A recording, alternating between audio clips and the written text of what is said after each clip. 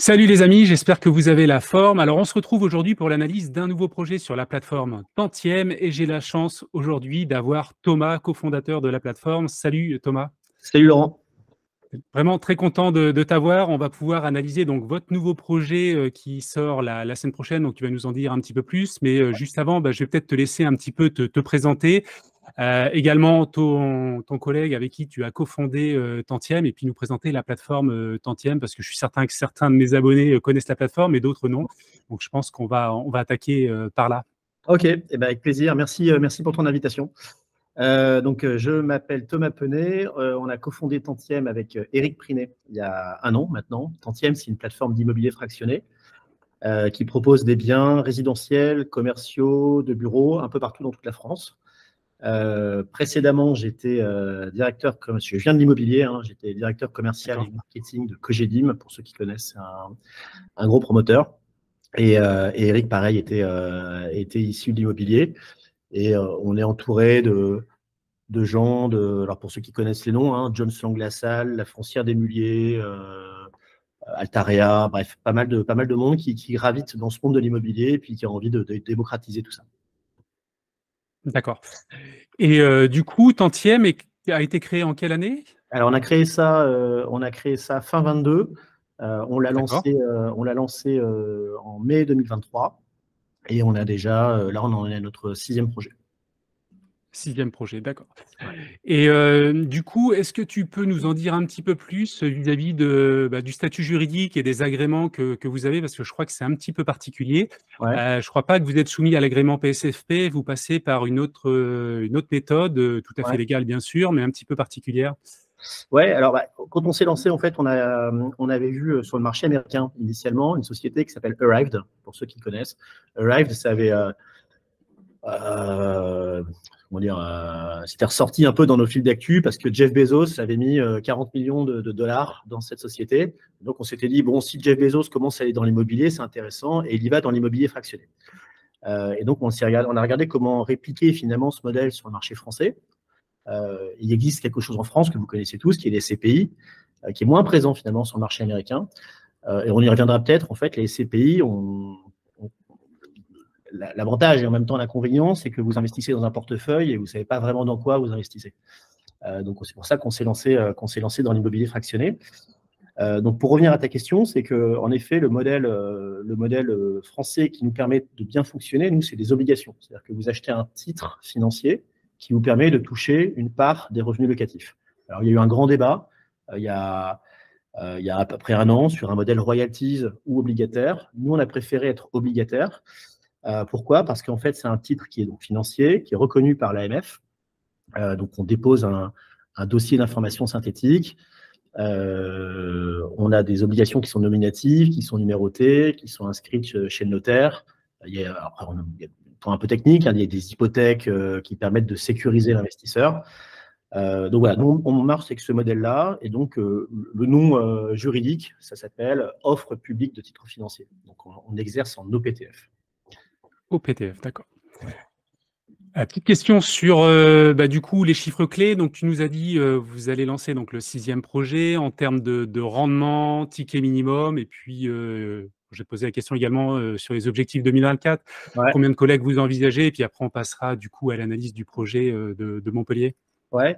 Les rendements aujourd'hui, nous, on affiche toujours 2 indicateurs. Le premier, c'est le rendement reversé. C'est toujours un rendement reversé net avant impôt.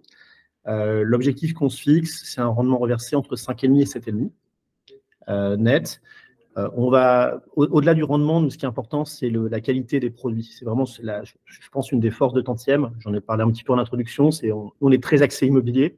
On a envie d'acheter des produits qui sont dans les centres-villes, qui ont moins de risques potentiellement. Et donc avoir un couple rendement-risque qui soit satisfaisant. Voilà. C'est vraiment, on préfère avoir ce positionnement-là que d'aller chercher un 10%, 12% dans des zones à risque ou sur des produits dangereux. Il y en a d'autres qui le font. Ce n'est pas notre positionnement à nous. Nous, on préfère avoir un rendement qui soit beaucoup plus sécurisé. Donc voilà, 5 à 7%. Et ensuite, le deuxième indicateur qu'on va proposer, c'est ce qu'on appelle le TRI. Alors, pour ceux qui sont familiers avec l'immobilier, c'est vraiment l'indicateur phare.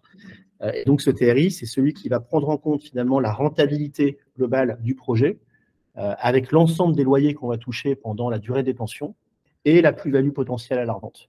Ça, c'est vraiment important, c'est que contrairement au crowdfunding, par exemple, quand vous investissez en immobilier fractionné, vous achetez des parts d'un bien, vous touchez les revenus locatifs de ce bien et vous touchez la plus-value potentielle à la revente. Et ça, c'est vraiment important. Donc, c'est pour ça qu'on met systématiquement ces deux indicateurs.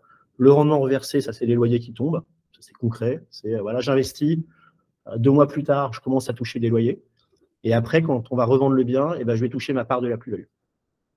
D'accord. Non, non, mais c'est les 2 éléments clés d'immobilier, Voilà. quand on parle même sur l'immobilier un peu plus locatif et effectivement.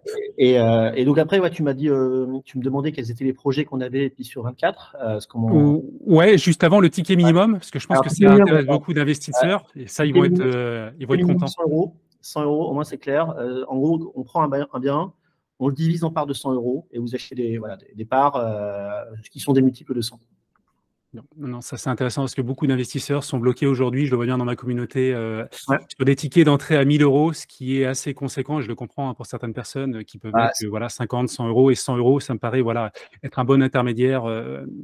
Nous, c'était vraiment important, c'était ticket d'entrée 100 euros, et puis vous faites ça avec une app, vous n'avez pas besoin de passer par un conseiller en gestion de patrimoine, vous pouvez investir dans l'immobilier de manière autonome. Et je le sais parce que j'ai moi-même travaillé dans l'immobilier avec beaucoup d'intermédiaires, mais on voulait que les gens prennent des décisions seuls, avec toutes les informations de manière assez transparente, et puissent faire leur picking en disant voilà, j'ai envie d'investir à Bayonne, j'ai envie d'investir à Lille, tiens, celui-là à Paris, j'y crois pas, celui-là à Montpellier, il m'intéresse plus. Donc, toutes les semaines, il y a des nouveaux biens qui sortent et on fait sa sélection comme ça. D'accord. Comment vous fixez la durée des projets? Parce que là, donc, tu nous as dit le 6e projet donc, va sortir la semaine prochaine. Tous les projets sont en cours, du coup. Donc, on verse des loyers récurrents chaque mois. D'ailleurs, ça aussi, il faudra peut-être le préciser. Oui, c'est un versement mensuel des intérêts. Oui. Comment vous calculez justement la durée cible de vos projets? C'est sur plusieurs années, bien sûr. C'est 7, 8 ans, 10 ans, ça dépend un petit peu? Ça va dépendre. On est entre 5 et 10 ans, on va dire. Je le redis, parce qu'on est sur un placement qui est à vocation de moyen terme, plutôt patrimonial. On n'est pas sur du spéculatif. On n'est pas là pour faire acheter des parts et les revendre 6 mois après. Donc, parce que c'est de l'immobilier. Et l'immobilier, c'est du temps long, ça prend de la valeur. Et c'est comme ça qu'on gagne de l'argent avec l'immobilier. C'est aussi en gardant les biens dans le temps. Donc, on est entre 5 et 10 ans. Sur les derniers projets, effectivement, on était entre 7 et 8 ans à chaque fois de durée de détention. La durée de détention, c'est important, c'est que, imaginons que dans 8 ans, le marché, il soit, le bien ait pris de la valeur et qu'il sorte du 8% de rendement par an.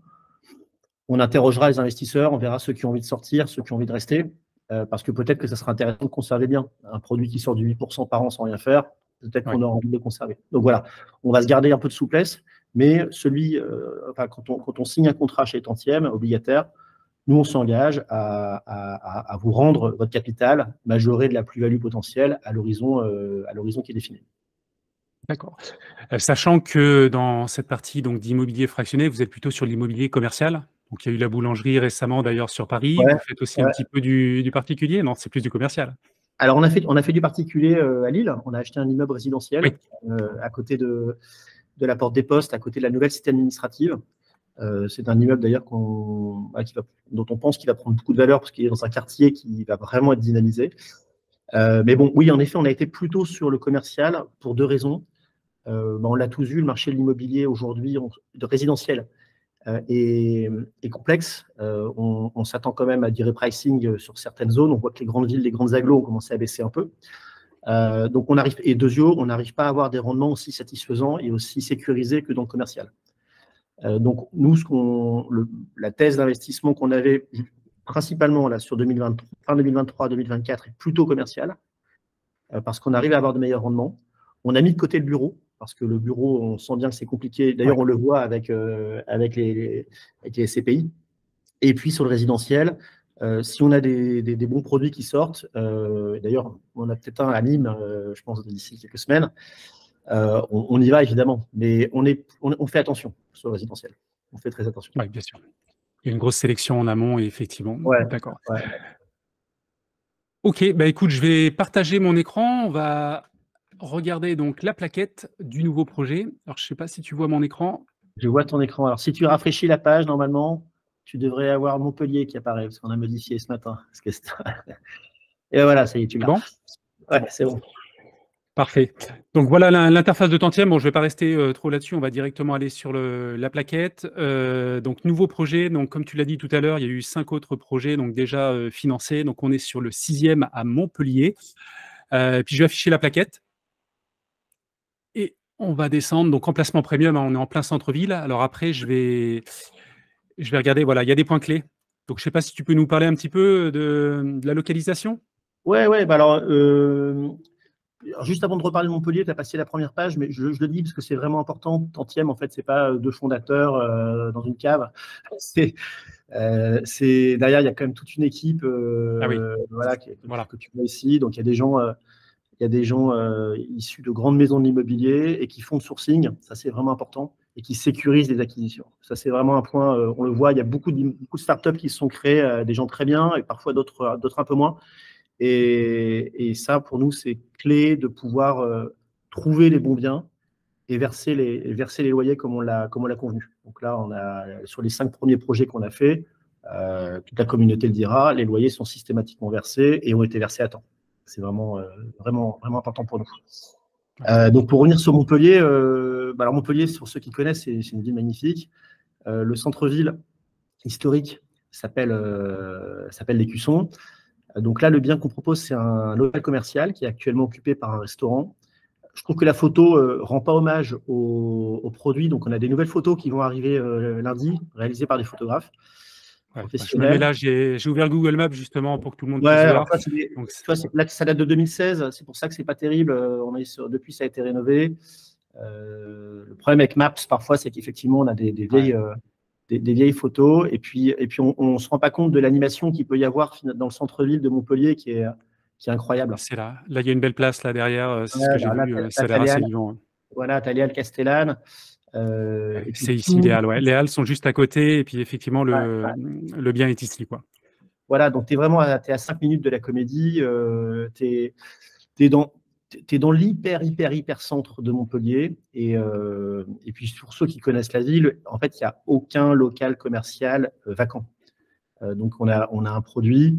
On n'est pas comme dans certains centres-villes, malheureusement, qui parfois sont un peu désertés ou malfamés. Là, on est dans un environnement qui est hyper premium. La mairie de Montpellier, depuis quelques années, réhabilite tout le centre-ville. La place de la Comédie est en train de se piétoniser. Donc, on se retrouve vraiment avec quelque chose qui est, pour nous en tout cas, un bien immobilier de qualité. Donc, OK. Non, mais c'est clair. Là, on le voit bien, emplacement de qualité. C'est un local donc, qui fait 115 mètres carrés. Donc, le resto, c'est les Enfants Rouges. Je vous invite à aller faire un petit tour sur Google, voir ce qu'il est dit sur ce restaurant. Alors, on n'achète pas le restaurant, hein, c'est bien clé. Hein, on achète les murs. Hein. C'est ça. Donc, l'activité, elle existe déjà, le restaurant. Ouais, donc, nous, on achète donc, à l'ancien propriétaire, on rachète le bien et donc, après, derrière, on va recevoir des loyers, donc une location à l'année. Exactement. Donc, on est vraiment propriétaire des murs. Et puis, on a un restaurant qui occupe ce local depuis 10 ans. Qui tourne très très bien, ce qui est important, hein, parce qu'on a un exploitant qui est solide, et puis comment dire, qui vient de renouveler son bail. Ça, c'est à nouveau très important. Il a renouvelé son bail il y a 6 mois, et le bail est indexé sur l'inflation. D'accord. C'est ça l'intérêt de l'immobilier commercial, c'est que vous avez un revenu, donc un loyer, qui va mécaniquement augmenter parce qu'il est indexé sur l'inflation, ce que vous n'avez pas dans l'immobilier résidentiel. Donc il y a un autre indice derrière, effectivement, c'est différent. Vous avez cet élément-là, vous avez des garanties, vous avez des dépôts de 6 mois, voilà. Donc vous avez un certain nombre d'éléments qui nous rassurent. Alors, ce qu'on n'écrit pas forcément dans les plaquettes, c'est qu'en plus, nous, on fait passer des brokers indépendants pour analyser la valeur du bien et s'assurer qu'on a acheté au bon prix. Donc, voilà. Petite question que je me suis posée. Donc, 114 mètres carrés, c'est que le rez-de-chaussée. Tout Alors, il y a un rez-de-chaussée. Non, c'est que le rez-de-chaussée. Ouais, on est d'accord. C'est une question que je me suis posée. Donc, bac commercial, donc 369. La collecte, donc 648 000 €. Le rendement locatif cible, donc 6,5% net en année 1, sachant que potentiellement réévaluation donc, Ouais, derrière ça c'est le réel, avec l'inflation. ça c'est le loyer actuel. On n'est pas en train de faire des projections. Ouais. Là, je prends le loyer actuel, vous mettez 100 €, 1 000 €, 10 000 €, vous avez bien 6,5% de votre placement par année.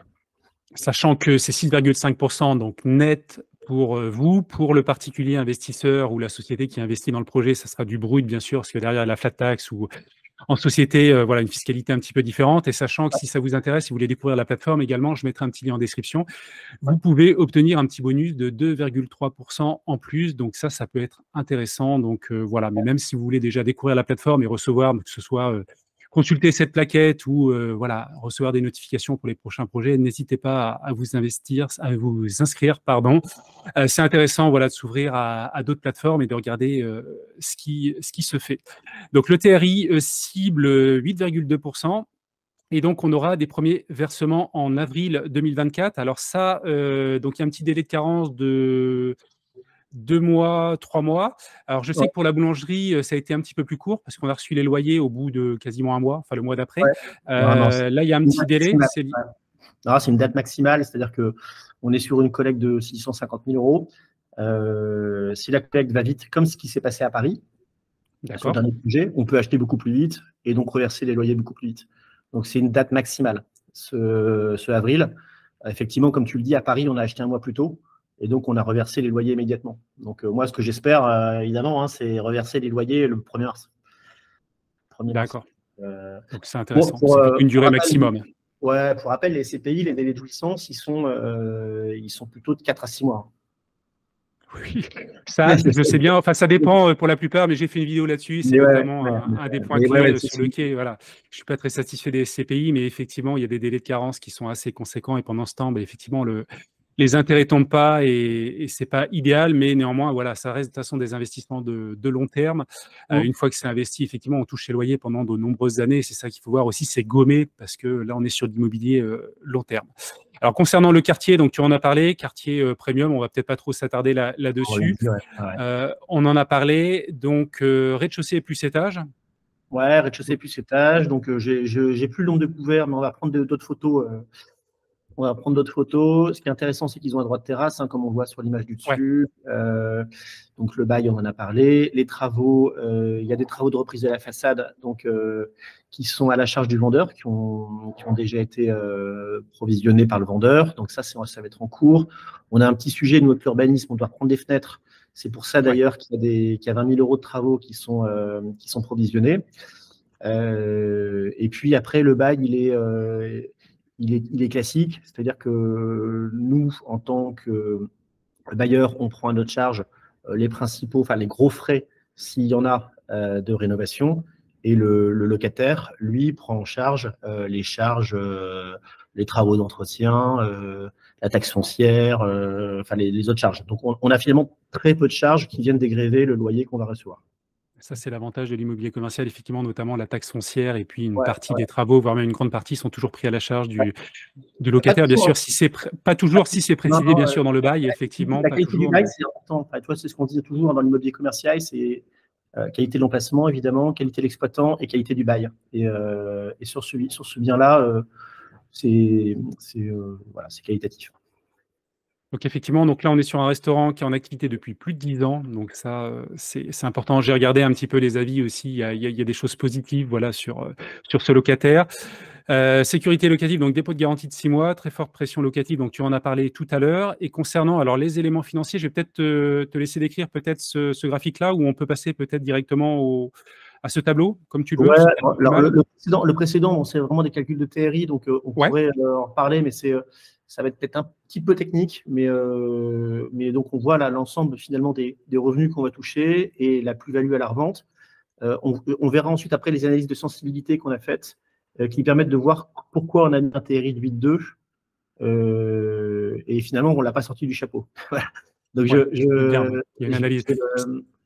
je vais, si tu veux, ouais, sur la page d'après. Sachant que, juste une petite parenthèse, les 7,2%, donc c'est le rendement moyen sur les 8 années, incluant Ouais, justement l'augmentation des loyers année exactement. après année. Exactement. Donc ça, ce 7,2, en fait, il est basé exclusivement sur l'évolution, sur l'indexation de l'inflation. Ouais. Et on a pris des hypothèses d'inflation qui sont celles qui sont communiquées par l'OCDE. Donc, on est entre 2 et 3%. On a évidemment pas pris les hypothèses d'inflation qu'on a connues ces 2 dernières années, parce on espère en tout cas que ça va redevenir un peu plus raisonnable. Bon. Ouais. Le prix d'acquisition sur ce bien, il est à 545 000. Comme je te le disais, on a provisionné 20 000 euros de travaux pour reprendre les fenêtres, parce que voilà, il y a un petit décalage de fenêtres qui doivent être réalignées sur la rue. Donc, on a provisionné 20 000 euros. Après, juste une petite question. Donc, c'est 20 000 euros. Alors après, je peux retourner sur le lieu. Mais donc, tu m'as dit tout à l'heure que les travaux étaient pris en charge par le locataire, mais pas dans la globalité, en fait. Ouais, donc, en fait. Notamment ces fenêtres, c'est pas lui qui prend en charge. Alors, ça c'est un immeuble d'habitation au-dessus. Donc, ça, c'est pas notre sujet. Nous, tu vois, on achète le rez-de-chaussée. Et sur ce rez-de-chaussée, effectivement, tu vois, là, on a des fenêtres donc, sur la rue Place Duché. Là, donc, c'est l'espèce de place où tu vois la camionnette, là. Donc, tu as des fenêtres en fait, qui font tout l'angle. Et là, toi, ces fenêtres, alors on rentre vraiment dans le détail, mais elles doivent être décalées de quelques centimètres. Ça, c'est une demande de l'urbanisme en intérieur. Et donc, il faut reprendre l'ensemble des fenêtres. Donc, on a déjà fait plusieurs devis. Et donc, nous, on s'est engagé à prendre 20 000 euros pour cette reprise. D'accord. Mais c'est que ce n'était pas conforme avec l'urbanisme qui a été fait avant là, quelle est si, la... si, mais en fait, tu sais qu'il y a des modifications qui sont faites, et puis parfois, tu as le PLU, quoi. Voilà, le PLU qui change. Mais voilà, c'est pas méchant, mais voilà, ça faisait partie des points qu'on devait surveiller. Donc, Okay. voilà, on a provisionné un peu, donc il y a ces frais de notaire. Les autres frais, ça c'est important, c'est l'hypothèque légale du prêteur de deniers. Alors, c'est un peu technique, mais c'est vraiment important, ce sujet-là. C'est vraiment important. En fait, qu'est-ce que ça dit? Ça dit que quand vous souscrivez à des obligations chez Tantième pour acheter sur ce bien, nous, on ne peut pas revendre le bien demain pour acheter autre chose ou pour rembourser nos dettes ou pour que mon associé parte à Dubaï. On peut pas faire tout ça. En fait, on a la contrainte légale, notariée, de rembourser les investisseurs en priorité sur la revente de ce bien. Si demain Tantième disparaît, les investisseurs on revendra les biens, et les biens seront, le fruit de la revente sera automatiquement redistribué aux souscripteurs de ce bien. Donc voilà, cette hypothèque légale qui coûte 3 800 euros, mais qui sécurise les investisseurs. Ça, c'est vraiment Sachant que, justement, j'avais fait le calcul, donc par rapport au prix d'acquisition et par rapport au montant de la collecte, on est à peu près à 84% de couverture hypothécaire. Ouais. Sachant également qu'il y a quand même aussi les 20 000 euros donc, de travaux qui vont être faits, qui vont permettre aussi un petit peu peut-être d'embellir le bien, et que le locataire va également faire des travaux pour peut-être remise aux normes ou certaines choses. Ouais. Donc effectivement, le bien va s'apprécier au-delà de l'évolution aussi sur les années à venir du bien. Alors, bien entendu, sous réserve que le marché se porte bien, qu'il n'y ait pas encore de difficultés, mais bon, généralement, sur une vision voilà, à 10 ans, l'immobilier prend quand même un petit peu de valeur. Ouais. Tout à fait. Donc, nous, on prend des frais sur l'acquisition. C'est comme ça qu'on se rémunère aujourd'hui, Tantième. Ouais. On se rémunère pour être tout à fait transparent sur les frais. Donc, on prend une commission, nous, qui est entre 6 et 10% sur les acquisitions. Pour rappel, à nouveau, les CPI, on est plutôt à 10. Nous, sur ce bien-là, donc on va être à 7%. 7%, donc c'est 42 000 euros. On va se rémunérer sur une partie des loyers sur lesquels on ne va pas gagner d'argent, fondamentalement, parce qu'en fait, ça va payer l'agence de gestion locative. Donc, nous, on gagne rien là-dessus. En revanche, on va être incentivé sur la plus-value à la revente. Et ça, c'est vraiment important. Sur la plus-value à la revente, c'est-à-dire que si on dépasse un certain montant de plus-value, on prend une partie de la plus-value chez Tantième dans l'intérêt d'aligner nos intérêts, dans l'objectif d'aligner nos intérêts avec l'investisseur. Ça, c'est vraiment important, c'est que nous, on a tout intérêt à maximiser la revente parce qu'on va toucher également une petite commission là-dessus. Donc ça, c'est vraiment un point qui est clé, cette idée de nous intéresser à la revente pour s'assurer qu'on ne rentre pas dans de mauvaises conditions. D'accord. Donc, il y a 3 éléments. Il y a donc des frais initiaux pour la collecte, etc. Donc, ça, j'imagine que c'est le gros. Sur la partie des loyers, vous prenez une petite partie, mais vu que vous allez déléguer la gestion locative avec le locataire, ça va. Ne gagne rien, en fait. On prélève Et 3% des loyers et ensuite qui vont servir à payer le financement et les charges habituelles. Et après, à la revente, si c'est revendu au bout de 8 ans, parce que ça peut dépendre aussi de pas mal de choses, si c'est soumis à un vote des investisseurs, vous prendrez également votre part sur la plus-value, ce qui me paraît cohérent. Et donc, vous êtes engagé également justement pour bien sélectionner vos projets en amont et donc pour bénéficier aussi et faire en sorte parce que voilà, c'est une gestion de biens pour ceux qui en ont déjà fait. Si on veut s'assurer de revendre dans des conditions correctes, ça veut dire entretenir le bien, ça veut dire avoir une bonne relation avec le locataire, ça veut dire préparer la revente. Enfin, voilà, il y a un certain nombre d'éléments qui sont importants pour espérer revendre dans de meilleures conditions que le prix d'acquisition aujourd'hui. Ok. Donc, total acquisition 648 000 € et l'ensemble donc est demandé sous forme de collecte. Alors, la collecte, on ne l'a pas dit jusqu'à présent, je crois. Elle aura lieu donc. Je ne sais pas s'il y a la date ici. Oui, le 19, donc dans 7 jours, vendredi prochain à midi. Et si je descends encore un petit peu, donc concernant les loyers, alors ça c'est bien, vous avez marqué donc l'année 1, l'année 8. Ouais. Loyer annuel brut, donc 44 000 €. Donc ça c'est c'est actuellement, là, c'est celui du mois dernier. D'accord. Le mois dernier, c'est pas 44 000 par mois, c'est dommage, mais c'est celui de l'année dernière, donc 44 000. Nous, on a ces frais qui sont des frais de gestion, de réévaluation annuelle, parce que comme on réévalue l'immeuble chaque année, ce qui fait que le prix de la part augmente. Donc on espère, augmente ou diminue, mais en tout cas évolue. Donc ça, c'est ces frais. On a des frais de gestion d'agence pour effectuer le quitancement et l'exploitation au quotidien. Et puis, on évidemment souscrit l'assurance. Donc, nous, on n'a pas ou peu de marge là-dessus, sur cette gestion. Ça, c'était un souhait de votre part, justement, de faire une réévaluation annuelle, parce que je sais, pour suivre un petit peu le marché des acteurs, alors pas obligatoirement du crowdfunding immobilier, mais notamment de l'immobilier tokenisé avec Realty, je sais que c'est une vraie question, justement, cette réévaluation, justement, de départ, et je trouve que c'est important. Donc, derrière, l'idée, c'est de suivre un petit peu le marché, de voir l'évolution de la part et puis de communiquer auprès des investisseurs. Moi, je pense que c'est important et c'est surtout important de le faire avec un agent qui soit RICS, c'est-à-dire qu'en gros, ce ne soit pas l'agent immobilier du coin ou le beau-frère qui vienne faire l'évaluation comme ça de manière non indépendante. Et ça, c'est vraiment important pour nous, c'est d'avoir, donc c'est pour ça qu'on a provisionné un petit peu, cette capacité sur chacun de nos biens, d'avoir une communication transparente en disant, ce bien-là, aujourd'hui, si on le revendait, il vaudrait tant. Et puis, il peut se passer pendant 1 ou 2 ans, malheureusement, un trou d'air dans le marché. Donc, voilà, on communiquera que ça soit positif ou négatif.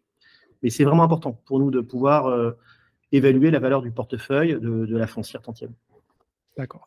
Petite question que je me pose pour rentrer dans le détail. Je ne veux pas trop rentrer dans les détails, mais bon, je pose la question.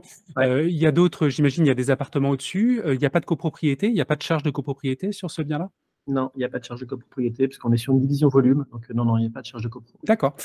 OK. Et donc là, c'est intéressant, je le dis pour les investisseurs, rentabilité brute à 6,9%, on arrive à une rentabilité nette 6,5% pour ayant déjà fait de l'immobilier, mais avec, pour des personnes à usage d'habitation, effectivement, cet écart est très important et ça montre vraiment que c'est le locataire aussi qui supporte pas mal de charges derrière. Et 6,5, 6,5 de renta dans le centre de Montpellier, ou dans un centre de grande ville, Montpellier, c'est la 7e ville de France, c'est des bonnes rentas. Je le dis, je dis pas pour vendre notre produit, mais on voit aujourd'hui, nous, on s'est positionné sur beaucoup d'autres biens, à Montpellier, à Toulouse. On nous propose plutôt du 5, du 5,5. Donc là, on est content sur un 6,5 d'avoir un produit qui, en plus, on l'aime bien. On trouve que le local commercial et l'exploitant, on est sur un beau produit. Voilà. OK. Et au bout de 8 ans, donc loyer annuel réévalué, envisagé donc à 55 000 €, rentabilité brute donc 8,5%, rentabilité nette, 8%, et revente envisagée, bon bien sûr, c'est des estimations, des projections, donc alors, ça ne veut pas dire que ce sera la réalité. Non, mais alors c'est important, c'est qu'en fait, tu sais peut-être, mais dans l'immobilier commercial, en fait, tu revends avec un taux de cap. Donc tu dis voilà, j'achète aujourd'hui, enfin taux de capitalisation, pardon.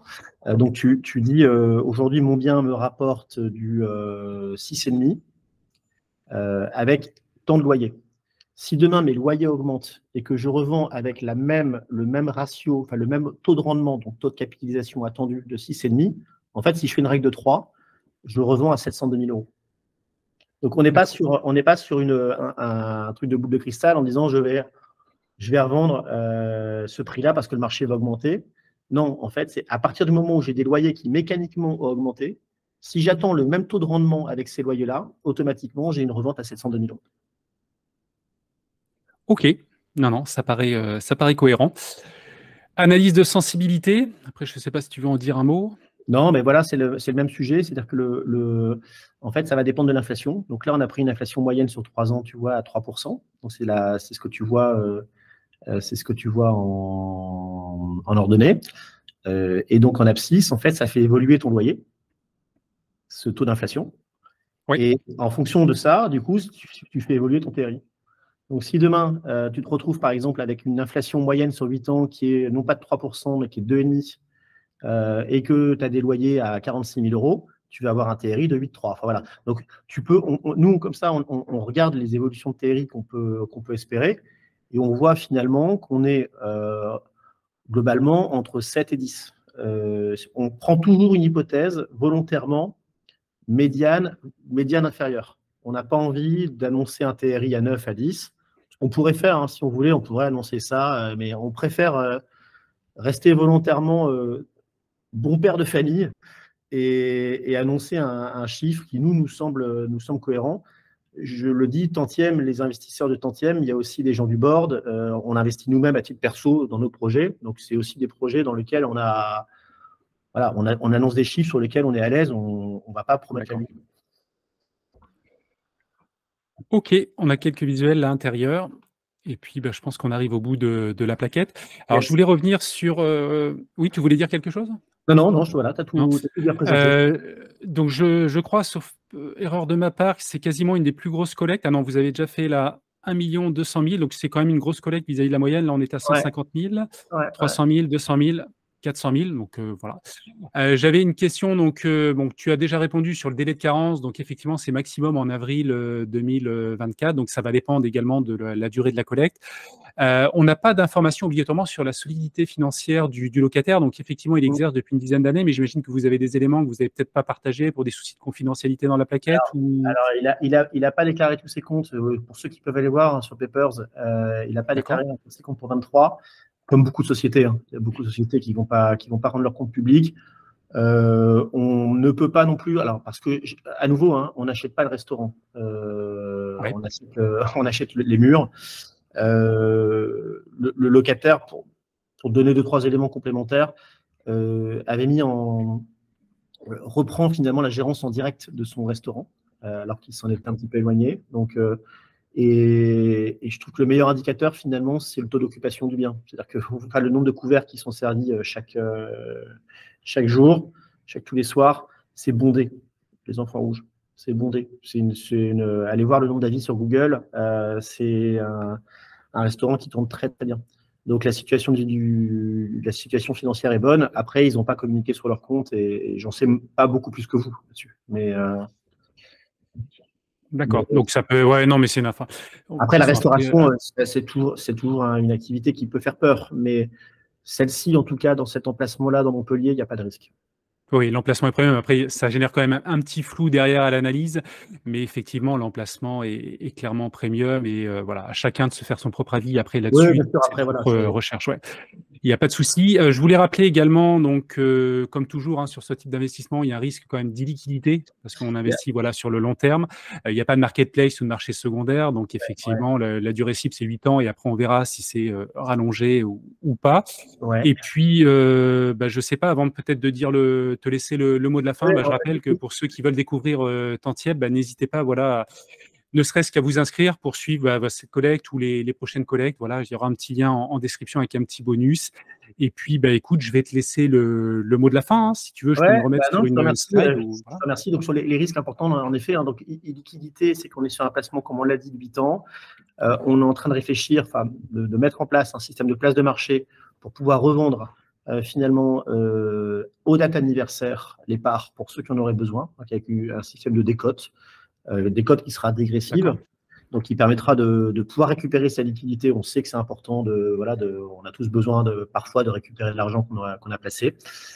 Donc, premier point. Il y a après les risques qui sont inhérents à l'immobilier classique qu'on a mentionné. Donc, il faut vraiment bien comprendre dans quoi on met son argent. Et puis non, voilà, je pense que tu as tout dit. Je te remercie. Nous, on est hyper heureux d'arriver à Montpellier parce que c'est une ville qu'on aime beaucoup, à titre perso. On est dans le centre de la ville et voilà, je souhaite que l'immobilier fractionné, que ce soit nous ou nos concurrents, nos confrères, ça prenne de l'ampleur en 2024. Il y en a de plus en plus, donc c'est une bonne nouvelle. Pas de souci. Bah, écoute, merci voilà, d'être intervenu sur la chaîne. Merci pour ton temps. Et puis, bah, écoute, je te dis à une prochaine. Et là, merci Laurent, à bientôt. Merci, à bientôt.